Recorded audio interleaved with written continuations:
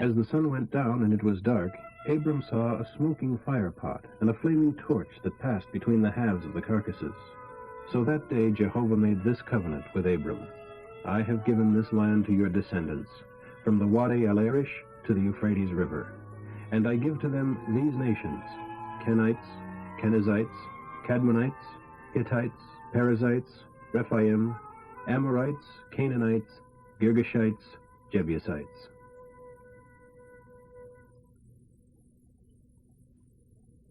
Chapter 16. But Sarai and Abram had no children. So Sarai took her maid, an Egyptian girl named Hagar, and gave her to Abram to be his second wife. Since the Lord has given me no children, you may sleep with my servant girl, and her children shall be mine. And Abram agreed. This took place 10 years after Abram had first arrived in the land of Canaan. So he slept with Hagar, and she conceived. And when she realized she was pregnant, she became very proud and arrogant toward her mistress Sarai. Then Sarai said to Abram, It's all your fault, for now this servant girl of mine despises me, though I myself gave her the privilege of being your wife. May the Lord judge you for doing this to me. You have my permission to punish the girl as you see fit. So Sarai beat her, and she ran away. The angel of the Lord found her beside a desert spring along the road to Shur. Hagar, Sarai's maid, where have you come from? And where are you going? I am running away from my mistress. Return to your mistress, and act as you should, for I will make you into a great nation. Yes, you are pregnant, and your baby will be a son, and you are to name him Ishmael. God hears, because God has heard your woes. This son of yours will be a wild one, free and untamed as a wild ass. He will be against everyone, and everyone will feel the same towards him, but he will live near the rest of his kin. Thereafter Hagar spoke of Jehovah, for it was he who appeared to her, as the God who looked upon me. For she thought, I saw God, and lived to tell it. Later that well was named the Well of the Living One Who Sees Me. It lies between Kadesh and Bered. So Hagar gave Abram a son, and Abram named him Ishmael. Abram was 86 years old at this time. Chapter 17.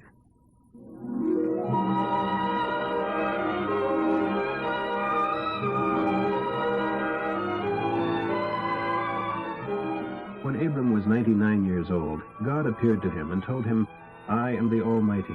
Obey me and live as you should. I will prepare a contract between us, guaranteeing to make you into a mighty nation. In fact, you shall be the father of not only one nation, but a multitude of nations. Abram fell face downward in the dust as God talked with him. What's more, God told him, I am changing your name. It is no longer Abram, exalted father, but Abraham, father of nations. For that is what you will be. I have declared it. I will give you millions of descendants who will form many nations. Kings shall be among your descendants. And I will continue this agreement between us generation after generation, forever, for it shall be between me and your children as well. It is a contract that I shall be your God and the God of your posterity, and I will give all this land of Canaan to you and them forever, and I will be your God. Your part of the contract, God told him, is to obey its terms. You personally and all your posterity have this continual responsibility, that every male among you shall be circumcised. The foreskin of his penis shall be cut off. This will be the proof that you and they accept this covenant. Every male shall be circumcised on the 8th day after birth. This applies to every foreign-born slave as well as to everyone born in your household. This is a permanent part of this contract, and it applies to all your posterity. All must be circumcised. Your bodies will thus be marked as participants in my everlasting covenant. Anyone who refuses these terms shall be cut off from his people, for he has violated my contract. Then God added, regarding Sarai, your wife, her name is no longer Sarai, but Sarah, princess. And I will bless her and give you a son from her. Yes, I will bless her richly, and make her the mother of nations. Many kings shall be among your posterity. Then Abraham threw himself down in worship before the Lord, but inside he was laughing in disbelief. Me be a father? Me, 100 years old, and Sarah to have a baby at 90? And Abraham said to God, Yes, do bless Ishmael. No, God replied, that isn't what I said. Sarah shall bear you a son, and you are to name him Isaac, laughter. And I will sign my covenant with him forever, and with his descendants. As for Ishmael, all right, I will bless him also, just as you have asked me to. I will cause him to multiply and become a great nation. 12 princes shall be among his posterity. But my contract is with Isaac, who will be born to you and Sarah next year at about this time. That ended the conversation, and God left. Then, that very day, Abraham took Ishmael his son, and every other male, born in his household or bought from outside, and cut off their foreskins, just as God had told him to. Abraham was 99 years old at that time, and Ishmael was 13. Both were circumcised the same day, along with all the other men and boys of the household, whether born there or bought as slaves. Chapter 18. The Lord appeared again to Abraham while he was living in the oak grove at Mamre. This is the way it happened. One hot summer afternoon, as he was sitting in the opening of his tent, he suddenly noticed 3 men coming toward him. He sprang up and ran to meet them and welcomed them. Sirs, please don't go any further. Stop a while and rest here in the shade of this tree while I get water to refresh your feet and a bite to eat to strengthen you. Do stay a while before continuing your journey. All right. Do as you have said. Then Abraham ran back to the tent and said to Sarah, Quick, mix up some pancakes. Use your best flour and make enough for the 3 of them. Then he ran out to the herd and selected a fat calf and told a servant to hurry and butcher it. Soon, taking them cheese and milk and the roast veal, he set it before the men and stood beneath the trees beside them as they ate. Where is Sarah, your wife? In the tent. Then the Lord said, Next year I will give you and Sarah a son. Sarah was listening from the tent door behind him. Now Abraham and Sarah were both very old, and Sarah was long since past the time when she could have a baby. So Sarah laughed silently. A woman my age have a baby? And with a husband as old as mine? Then God said to Abraham, Why did Sarah laugh? Why did she say, Can an old woman like me have a baby? Is anything too hard for God? Next year, just as I told you, I will certainly see to it that Sarah has a son. But Sarah denied it. I didn't laugh. She lied, for she was afraid. Then the men stood up from their meal and started on toward Sodom, and Abraham went with them part of the way. Should I hide my plan from Abraham, God asked? For Abraham shall become a mighty nation, and he will be a source of blessing for all the nations of the earth. And I have picked him out to have godly descendants, and a godly household, men who are just and good, so that I can do for him all I have promised. So the Lord told Abraham, I have heard that the people of Sodom and Gomorrah are utterly evil, and that everything they do is wicked. I am going down to see whether these reports are true or not. Then I will know. So the other 2 went on toward Sodom, but the Lord remained with Abraham a while. Then Abraham approached him and said, Will you kill good and bad alike? Suppose you find 50 godly people there within the city. Will you destroy it and not spare it for their sakes? That wouldn't be right. Surely you wouldn't do such a thing, to kill the godly with the wicked. Why, you would be treating godly and wicked exactly the same. Surely you wouldn't do that. Should not the judge of all the earth be fair? And God replied, If I find 50 godly people there, I will spare the entire city for their sake. Then Abraham spoke again. Since I have begun, let me go on and speak further to the Lord, though I am but dust and ashes. Suppose there are only 45. Will you destroy the city for lack of 5? And God said, I will not destroy it if I find 45. Then Abraham went further with his request. Suppose there are only 40. And God replied, I won't destroy it if there are 40. Please don't be angry. Let me speak. Suppose only 30 are found there. And God replied, I won't do it if there are 30 there. Then Abraham said, Since I have dared to speak to God, let me continue. Suppose there are only 20. And God said, Then I won't destroy it for the sake of the 20. Finally, Abraham said, Oh, let not the Lord be angry. I will speak with this once more. Suppose only 10 are found. And God said, "Then for the sake of the 10, I won't destroy it." And the Lord went on his way when he had finished his conversation with Abraham, and Abraham returned to his tent.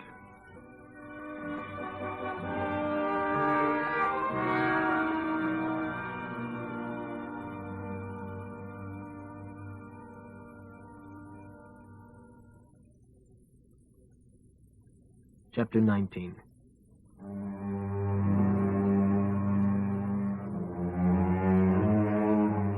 That evening the two angels came to the entrance of the city of Sodom, and Lot was sitting there as they arrived. When he saw them, he stood up to meet them and welcomed them. Sirs, come to my home as my guests for the night. You can get up as early as you like and be on your way again. Oh, no thanks. We'll just stretch out here along the street. But he was very urgent until at last they went home with him, and he set a great feast before them, complete with freshly baked unleavened bread. After the meal, as they were preparing to retire for the night, the men of the city, yes, Sodomites, young and old, from all over the city, surrounded the house and shouted to Lot. Bring out those men to us so we can rape them. Lot stepped outside to talk to them, shutting the door behind him. Please, fellows, don't do such a wicked thing. Look, I have 2 virgin daughters, and I'll surrender them to you to do with as you wish. But leave these men alone, for they are under my protection. Stand back. Who do you think you are? We let this fellow settle among us, and now he tries to tell us what to do. We'll deal with you far worse than with those other men. And they lunged at Lot and began breaking down the door. But the 2 men reached out and pulled Lot in and bolted the door, and temporarily blinded the men of Sodom so that they couldn't find the door. What relatives do you have here in the city? Get them out of this place. Sons-in-law, sons, daughters, or anyone else. For we will destroy the city completely. The stench of the place has reached to heaven, and God has sent us to destroy it. So Lot rushed out to tell his daughter's fiancés. Quick, get out of the city, for the Lord is going to destroy it.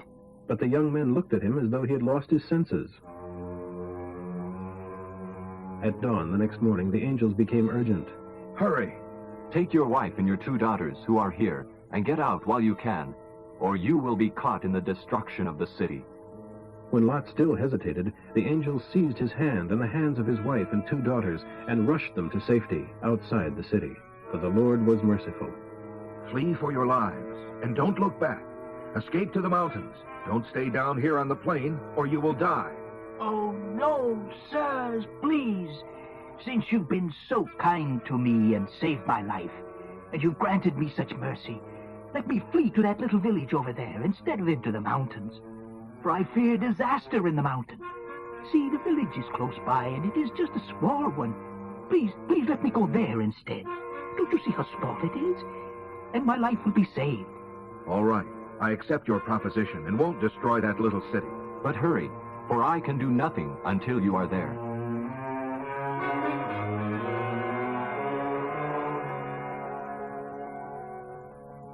From that time on, that village was named Zoar, meaning little city. The sun was rising as Lot reached the village.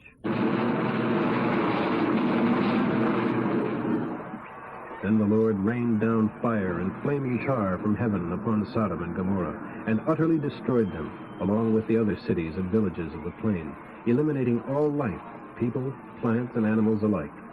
But Lot's wife looked back as she was following along behind him, and became a pillar of salt.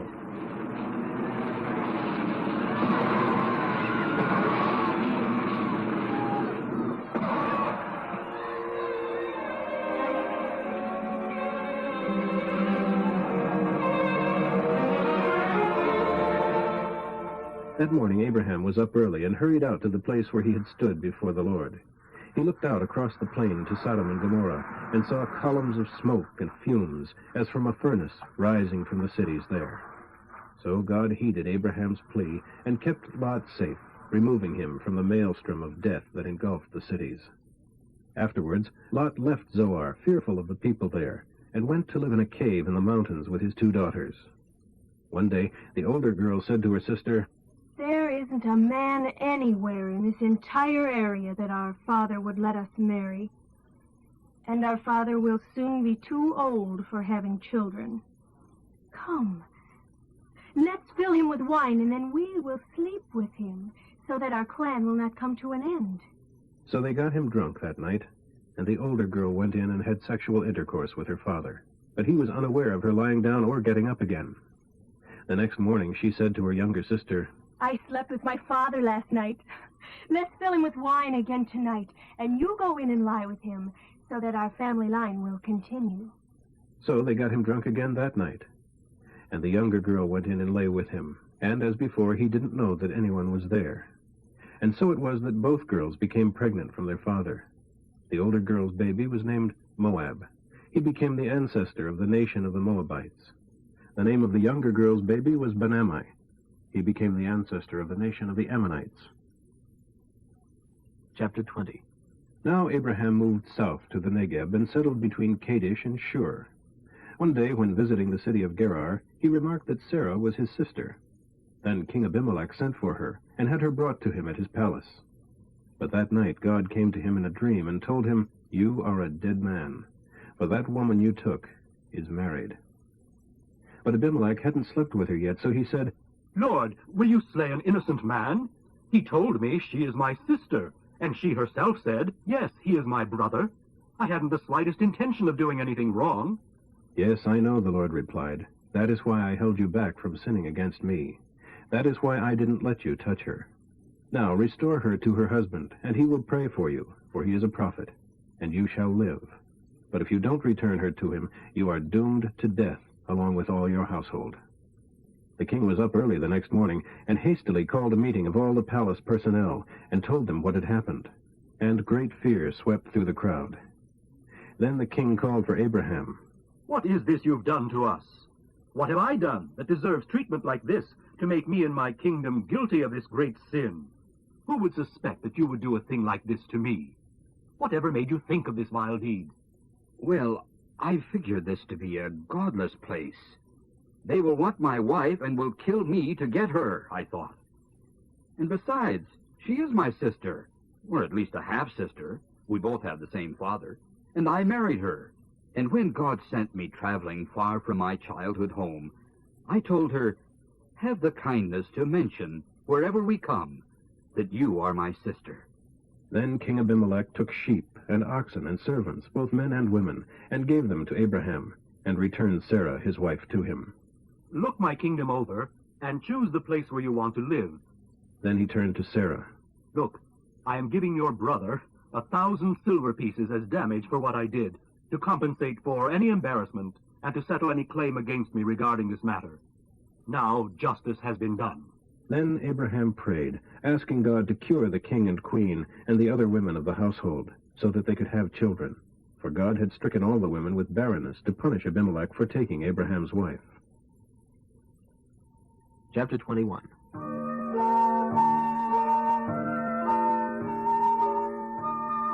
Then God did as he had promised, and Sarah became pregnant and gave Abraham a baby son in his old age, at the time God had said.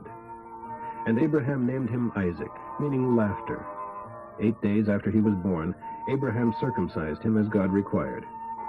Abraham was 100 years old at that time, and Sarah declared, God has brought me laughter.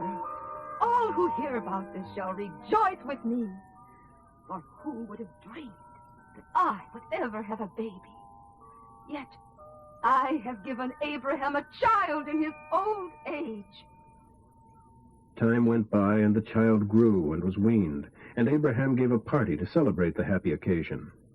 But when Sarah noticed Ishmael, the son of Abraham and the Egyptian girl Hagar, teasing Isaac, she turned upon Abraham and demanded, Get rid of that slave girl and her son. He is not going to share your property with my sons. I won't have it. This upset Abraham very much, for after all, Ishmael too was his son. But God told Abraham, Don't be upset over the boy or your slave girl wife. Do as Sarah says, for Isaac is the son through whom my promise will be fulfilled. And I will make a nation of the descendants of the slave girl's son too, because he also is yours. So Abraham got up early the next morning, prepared food for the journey, and strapped a canteen of water to Hagar's shoulders, and sent her away with their son. She hiked out into the wilderness of Beersheba, wandering aimlessly. When the water was gone, she left the child beneath a bush, and went off and sat down 100 yards or so away. I don't want to watch him die. She said, and burst into tears, sobbing wildly. Then God answered the lad's cries, and the angel of God called to Hagar from the sky, "Hagar, what's wrong? Don't be afraid, for God has heard the lad's cries as he is lying there. Go and get the boy and comfort him, for I will make a great nation from his descendants." Then God opened her eyes, and she saw a well. So she refilled the canteen and gave the lad a drink. And God blessed the boy, and he grew up in the wilderness of Paran and became an expert archer. And his mother arranged a marriage for him with a girl from Egypt. About this time, King Abimelech and Phicol, commander of his troops, came to Abraham and said to him, It is evident that God helps you in everything you do. Swear to me by God's name that you won't defraud me or my son or my grandson, but that you will be on friendly terms with my country as I have been toward you. All right, I swear to it. Then Abraham complained to the king about a well the king's servants had taken violently away from Abraham's servants.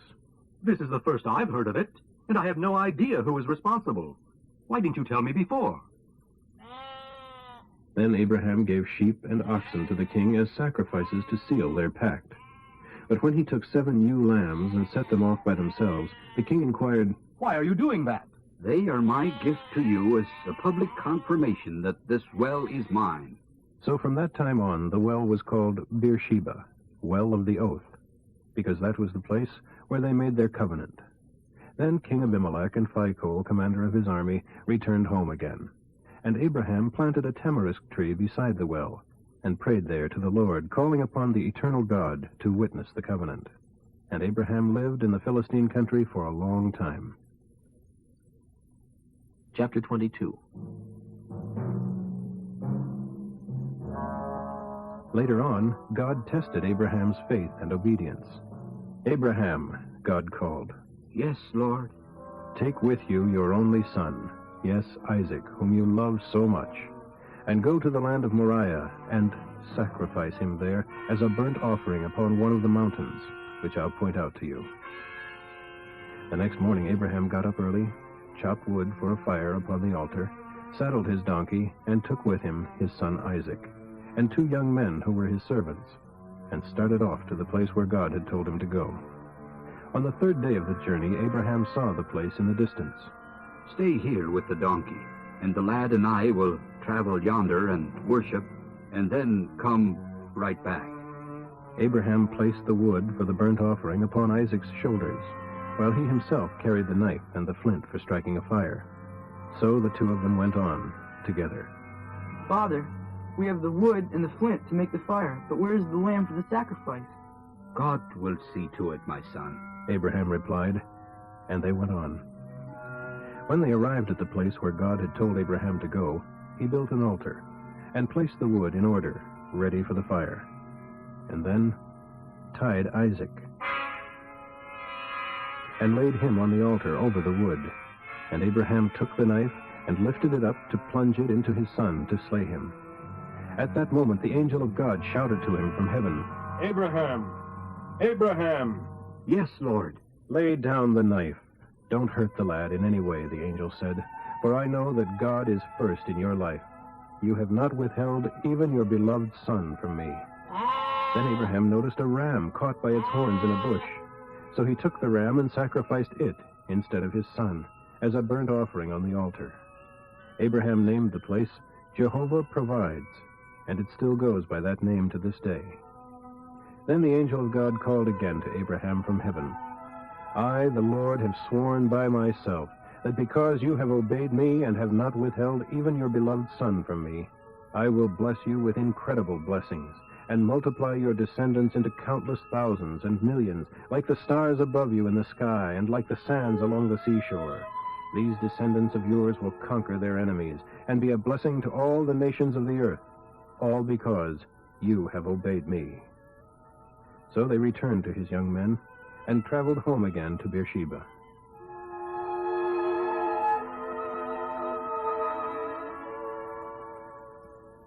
After this, a message arrived that Milcah, the wife of Abraham's brother Nahor, had borne him 8 sons. Their names were Uz, the oldest, Buz, the next oldest, Kemuel, father of Aram, Chesed, Hazo, Pildash, Jidlaph, Bethuel, father of Rebekah. He also had 4 other children from his concubine Reumah: Teba, Gehem, Tahash, Maacah. Chapter 23. When Sarah was 127 years old, she died in Hebron, in the land of Canaan. There Abraham mourned and wept for her. Then, standing beside her body, he said to the men of Heth, "Here I am, a visitor in a foreign land, with no place to bury my wife. Please sell me a piece of ground for this purpose."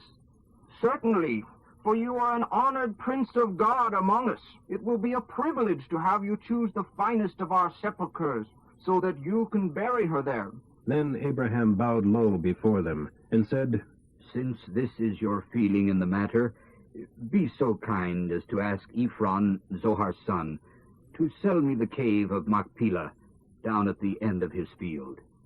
I will, of course, pay the full price for it, whatever is publicly agreed upon, and it will become a permanent cemetery for my family." Ephron was sitting there among the others, and now he spoke up, answering Abraham as the others listened, speaking publicly before all the citizens of the town. "Sir, please listen to me. I will give you the cave and the field without any charge. Here in the presence of my people, I give it to you free. Go and bury your dead." Abraham bowed again to the men of Heth and replied to Ephron as all listened, "No, let me buy it from you. Let me pay the full price of the field, then I will bury my dead." "Well, the land is worth 400 pieces of silver. But what is that between friends? Go ahead and bury your dead." So Abraham paid Ephron the price he had suggested, 400 pieces of silver, as publicly agreed. This is the land he bought: Ephron's field at Machpelah, near Mamre, and the cave at the end of the field, and all the trees in the field. They became his permanent possession by agreement in the presence of the men of Heth at the city gate. So Abraham buried Sarah there in the field and cave deeded to him by the men of Heth as a burial plot. Chapter 24. Abraham was now a very old man, and God blessed him in every way. One day Abraham said to his household administrator, who was his oldest servant, "Swear by Jehovah, the God of heaven and earth, that you will not let my son marry one of these local girls, these Canaanites. Go instead to my homeland, to my relatives, and find a wife for him there." But suppose I can't find a girl who will come so far from home? Then shall I take Isaac there to live among your relatives? "No, be careful that you don't do that under any circumstance. For the Lord God of heaven told me to leave that land and my people, and promised to give me and my children this land. He will send his angel on ahead of you, and he will see to it that you find a girl from there to be my son's wife. But if you don't succeed, then you are free from this oath. But under no circumstances are you to take my son there." So the servant vowed to follow Abraham's instructions. He took with him 10 of Abraham's camels loaded with samples of the best of everything his master owned, and journeyed to Iraq, to Nahor's village. There he made the camels kneel down outside the town, beside a spring. It was evening, and the women of the village were coming to draw water. "O Jehovah, the God of my master, show kindness to my master Abraham, and help me to accomplish the purpose of my journey. See, here I am, standing beside this spring, and the girls of the village are coming out to draw water. This is my request. When I ask one of them for a drink, and she says, 'Yes, certainly, and I will water your camels too,' let her be the one you have appointed as Isaac's wife. That is how I will know." As he was still speaking to the Lord about this, a beautiful young girl named Rebekah arrived with a water jug on her shoulder and filled it at the spring. Her father was Bethuel, the son of Nahor and his wife Milcah. Running over to her, the servant asked her for a drink.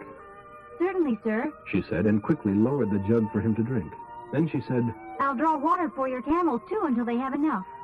So she emptied the jug into the watering trough and ran down to the spring again, and kept carrying water to the camels until they had enough. The servant said no more, but watched her carefully to see if she would finish the job, so that he would know whether she was the one. Then at last, when the camels had finished drinking, he produced a 1/4-ounce gold earring and 2 5-ounce golden bracelets for her wrists. Whose daughter are you, miss?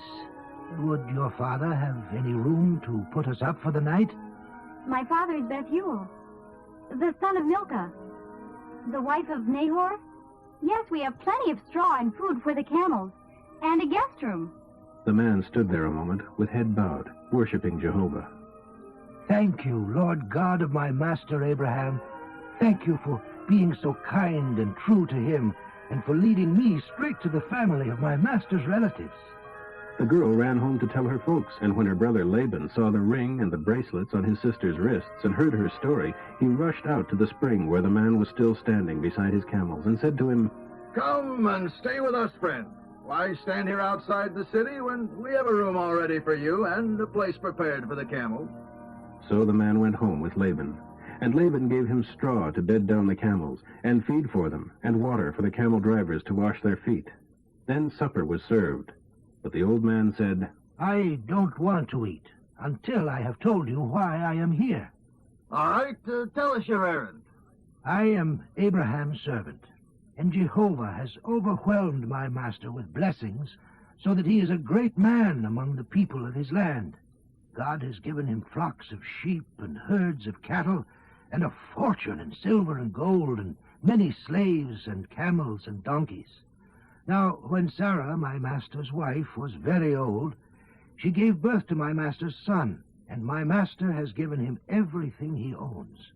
And my master made me promise not to let Isaac marry one of the local girls, but to come to his relatives here in this far-off land, to his brother's family, and to bring back a girl from here to marry his son.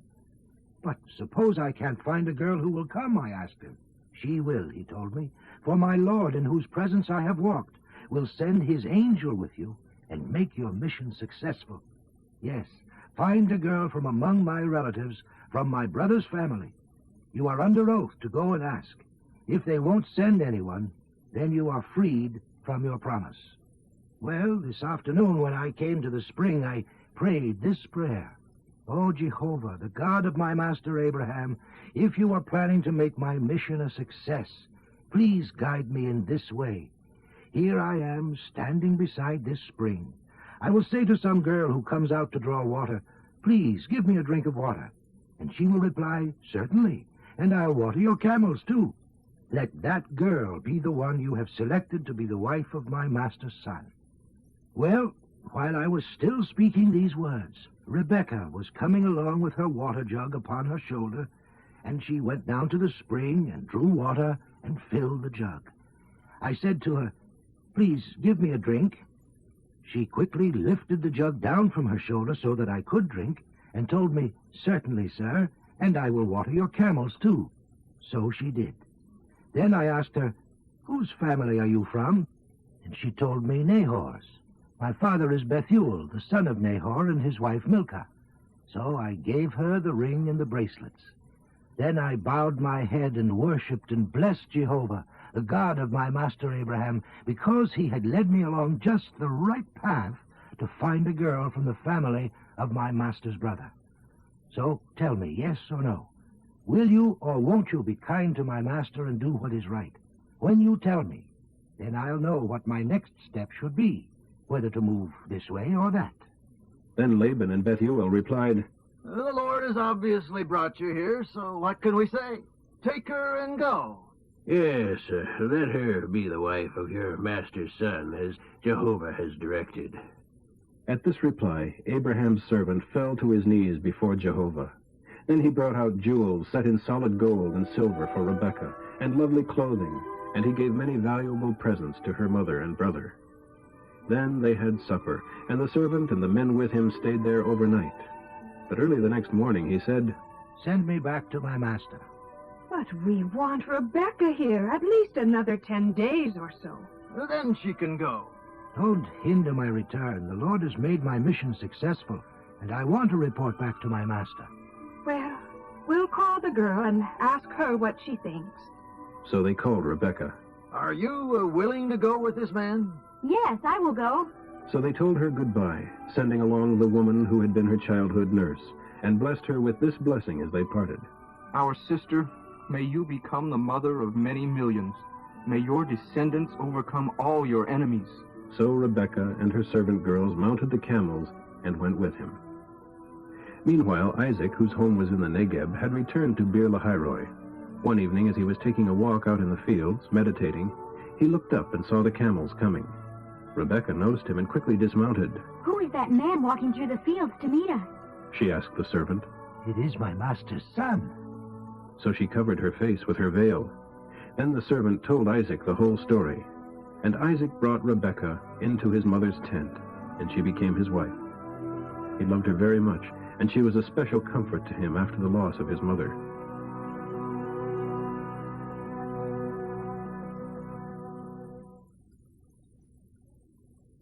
Chapter 25.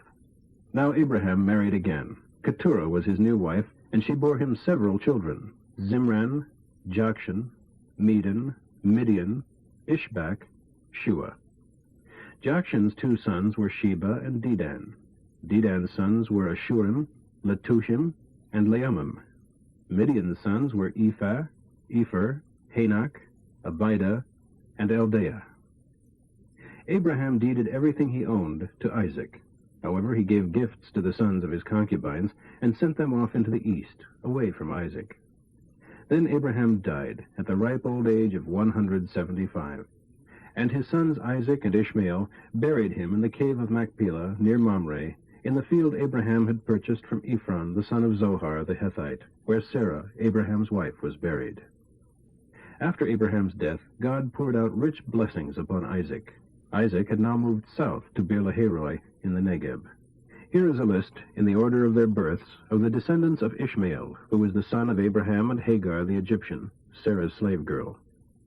Nebaioth, Kedar, Abdiel, Mibsam, Mishma, Duma, Massa, Hadad, Tema, Jeter, Naphish, Kedemah.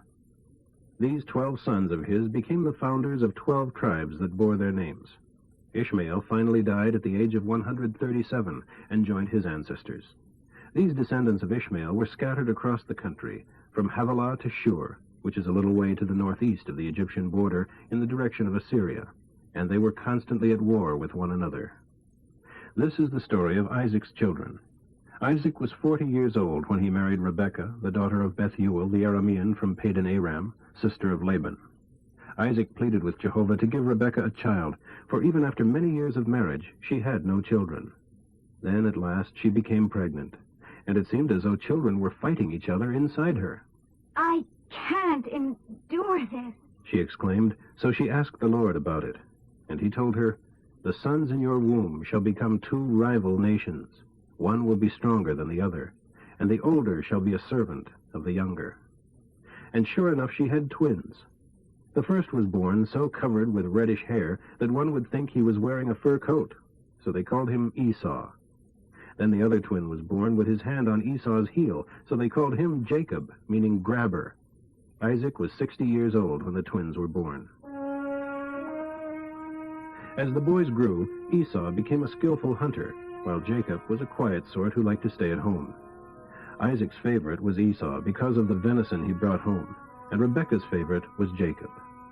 One day Jacob was cooking stew when Esau arrived home exhausted from the hunt. Boy, am I starved. Give me a bite of that red stuff there. From this came his nickname, Edom, which means red stuff. All right, trade me your birthright for it. When a man is dying of starvation, what good is his birthright? Well then, vow to God that it is mine. And Esau vowed, thereby selling all his eldest son rights to his younger brother. Then Jacob gave Esau bread, peas, and stew. So he ate and drank and went on about his business, indifferent to the loss of the rights he had thrown away.